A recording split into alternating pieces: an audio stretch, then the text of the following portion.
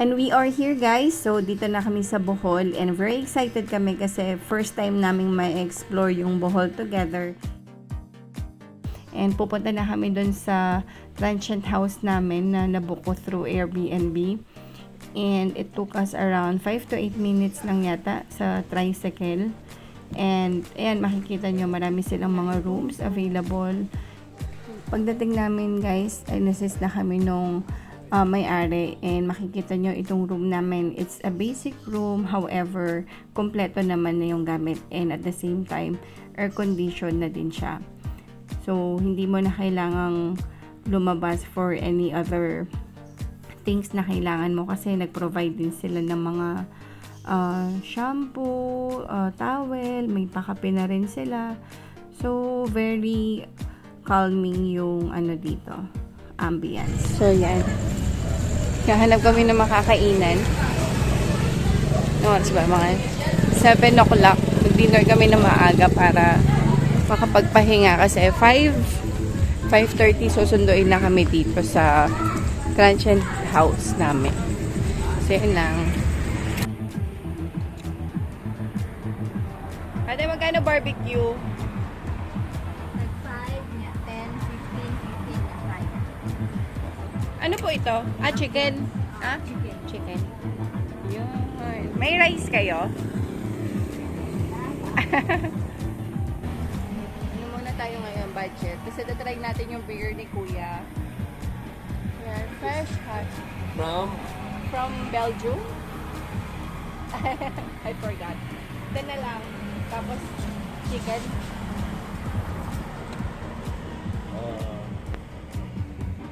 Have a nice evening. Yeah, we're gonna enjoy the beer. Yeah. Yeah. You tell me tomorrow if you like this, we have more. But you have a play space here. Kasi meron ganito yung store niya. We have this for the kids. This is free. Your child? Your child? Are you here? Yeah, my son is now 4 years old.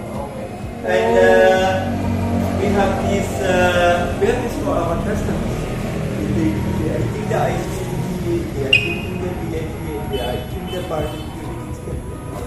So they can play here for free.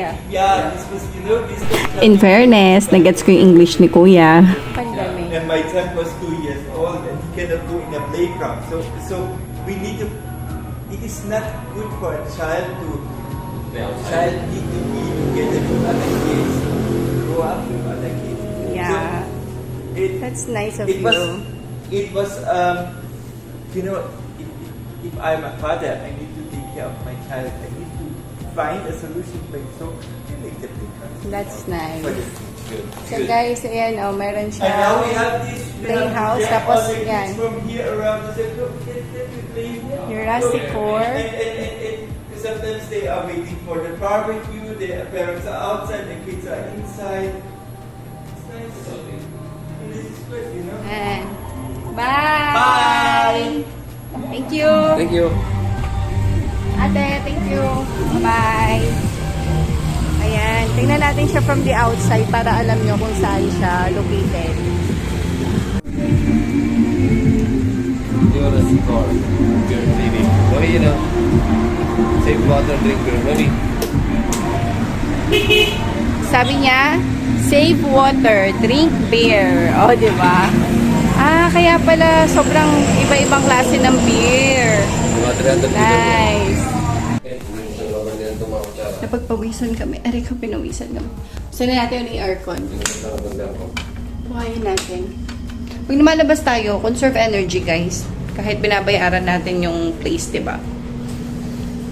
Kasi, binabayaran din nila yan. So, pag lalabas, turn off the lights, turn off the aircon, the electric fan. Diba? Kasi, hindi naman ganun kamahal ang singil nila. So, you have to be considerate din. So, yun, magdi-dinner muna kami. Again, kompleto naman na dito. So, yan. So, for tonight, tipid mode kami. Pero parang hindi din. Parang napamahal din kami doon sa beer ni Sir Mike. Pero, let's try. At least, Ibang beer naman siya. From? Pakita mo nga. Show it. Hindi naman sa na-sales to. So, pwede naman kasi mag-say no kung ayaw. So, sabi niya, itong beer na to is from Belgium. So, 75 pesos each. And then, yung ano naman, yung part ng sales niya, 5% nga ba?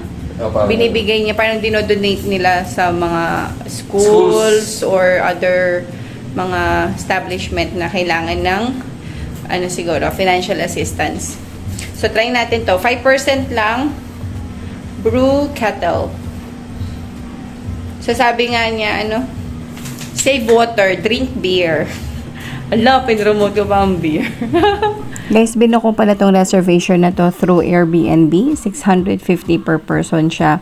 And ang advantage ng location is malapit siya sa airport. Mga 5 to 8 minutes away lang siya kung magta-tricycle kayo. Pero kung ang hanap nyo is malapit sa beach area, so this is not the recommended place. Though, pwede kang mag-tricycle na naniningal sila 250 to 300. Papunta pa lang yon guys. So, pabalik, another bayad na naman siya. So yun guys, visit nyo na yung Sunrise Guest Hotel kung gusto nyong i-check yung place nila for a nice place to stay.